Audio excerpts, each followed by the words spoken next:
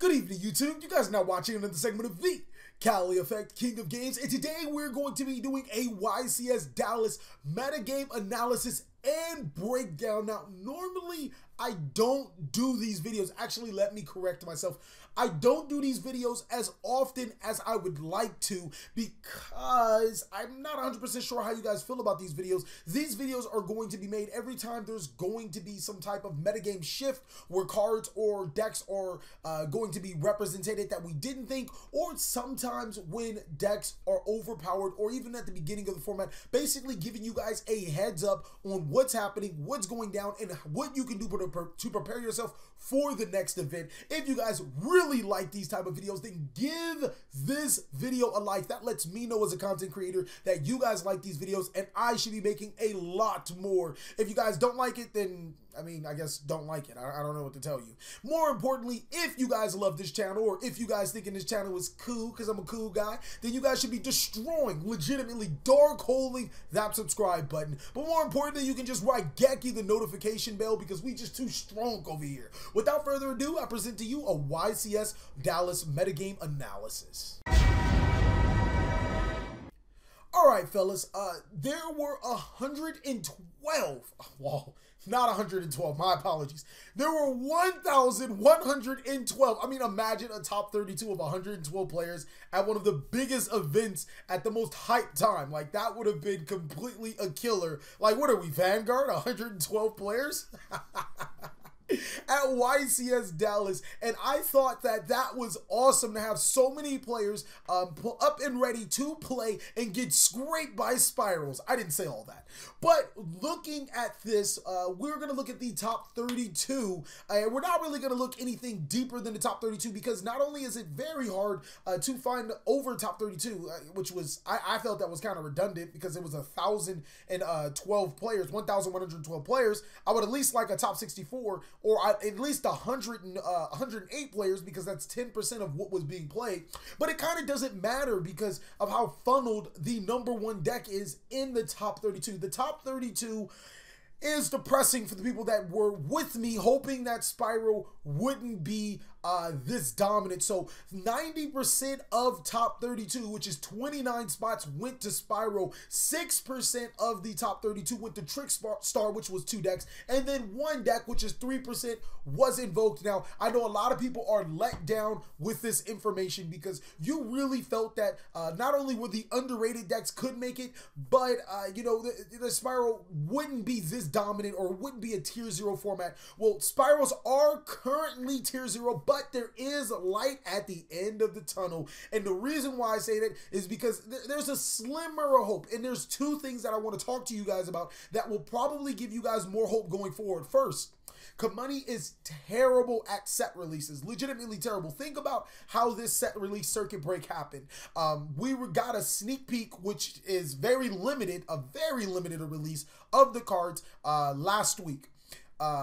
Or I'm sorry, the week before. This Thursday is when OTS stores were allowed to release the set. And then Friday was the day that everybody was you know, could get their hands on the set, whether you went to an OTS store or not. The very next day was this event. So it really didn't leave a lot of players with a lot of options. It was either A, play Spyral, or B, play Spyral. And mainly because I know players like me, players that like to play and everything, we really don't like the proxy. We really like when cards come out so we can actually obtain the cards to playtest to get them, to realize their strengths and weaknesses. I know a lot of players that actually do that. Some players actually, you know, proxy and playtest and all that other stuff, but other players are just like, whatever. And then there's a lot of players, and I mean a lot of good players who just don't play Yu-Gi-Oh!, come into an event, pick up a deck, and start winning with it. There are a lot of players like that, and so it's really streamlined because everybody knew that Spyral was going to be a contending deck.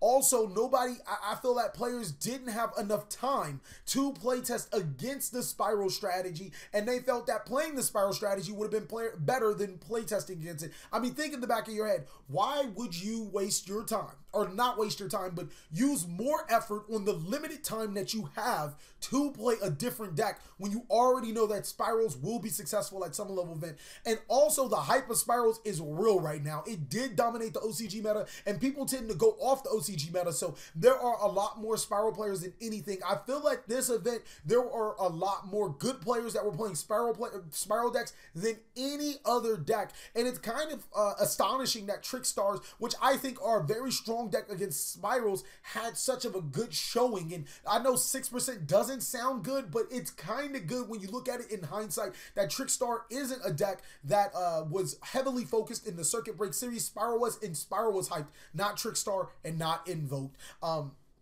Spyral was by far the most represented deck, but I genuinely feel that the numbers were inflated. And if this trend is allowed to happen, or if we are allowed to play under this forbidden list for a little longer, I genuinely believe that Spiral's numbers will decrease once players start realizing that you know, there are other optimal decks that go against Spiral that are pretty good against Spiral. I'll talk about those decks a little later.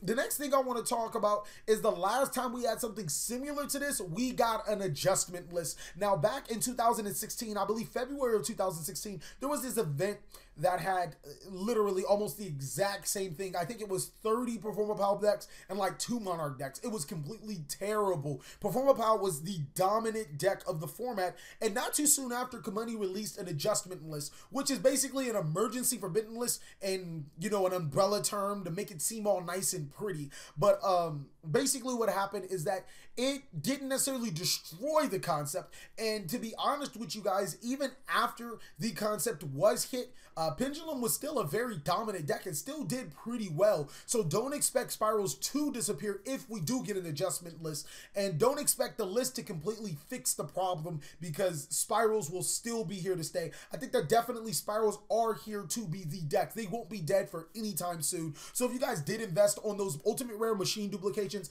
and your Spiral double helixes, you did a good job. Now, if you guys did not invest to them, your boy TheCaliEffect got some Spiral shit for sale, so hit your boy up. Come on, Facebook's down below. But basically, the Spiral strategy, I feel, is in limbo right now as terms of tier 0 in any other tier, mainly because we haven't had enough time to play test against them. I would like to say another week, but then again, I don't want to see another thing like this happen. But I think it's almost for the better of Yu-Gi-Oh! To let this play out for another week, give players an actual real week to play test against Spirals, to play against Spirals, to build concepts to combat Spirals, and hopefully we won't see this next week. That is on the side of optimism. So there are some really good cards against Spiral that I really think you guys should be investing into your main deck or side deck, or even both. First of all, Ash Blossom and Joyous Spring is an amazing card against Spiral. It hits almost every single card in the deck that needs itself to fuel the Spiral strategy. It's really good against Quick Fix. It's pretty good against Machine Dupe. It's actually awesome against Machine Dupe. It's good against Helix. It's just good against everything in the deck. But more importantly, you really want to be focusing down on hitting double Helix. If you negate the search with double Helix or start someone with double Helix, your opponent is stuck with just the double Helix and no further additional plays. More often than that, that can force your opponent to pass your turn. And if you're playing a good deck, you can capitalize on that. The next thing is Ghost Reaper. Now, the only thing that I don't like about Ghost Reaper is if you are going second and you don't open Ghost Reaper, then you are at a huge disadvantage, because they already have a Spiral I forget the card's name, the Spiral Link monster on the field, and Ghost Reaper doesn't do you any good. Also, there are some pretty good sides for a Ghost Reaper, such as Pot of Acquisitiveness, which is pretty nasty. If they Ghost Reaper, or if you Ghost Reaper them and they Pot of Acquisitiveness to you, you'll probably go cry in a corner. And then the next card is actually the reason why I feel Trickstars can be so successful against Spiral, is Droll Lockbird. Now, the reason why I feel like Trickstars can be so successful is because Droll Lockbird already, Trickstars already made Droll Lockbird and the Trickstar Reincarnation combo. And with this combo, you necessarily need 2 reincarnations and a Droll Lockbird. But against Spirals, since they do a lot of searching on their own, you're only going to need 1 reincarnation and then a Droll Lockbird. What you do, for the people that don't know, is that you wait till your opponent searches a card, and then on resolution, you activate Droll Lockbird of the search. Then you chain the Trickstar Reincarnation to the search, and then resolve your chains backwards. Did I say that right? I think I said that right. But you guys are starting to get, you guys can get that if you understand what I'm saying. Basically, you banish your opponent's entire hand, they draw no cards, and typically that can mean that they lose the game. Any decks that can interact on the opponent's turn, such as ABC, True Draco, also have a pretty good strong point against Spirals because you can destroy the cards before they can get them off. Any deck that abuses Seti Roro, or set rotation for people that don't know, is also extraordinarily good because preventing Spiral Resort is pivotal. And then decks that do massive board wipes are also amazing against Spirals. So those are some good strategies against Spirals. Those are some good cards against Spirals. Unfortunately, Spirals are tier 0 right now, but I expect those things to change. If I want to know what you guys think down below in the description, is the CaliEffect delusional and he really needs to go into a cycle home and Spirals are tier 0, or do you guys see that little silver lining, the slimmer of hope, and with all of the facts being presented to you? Thank you guys so much for watching another segment of the CaliEffect. Please like, comment, subscribe, but most of all, enjoy.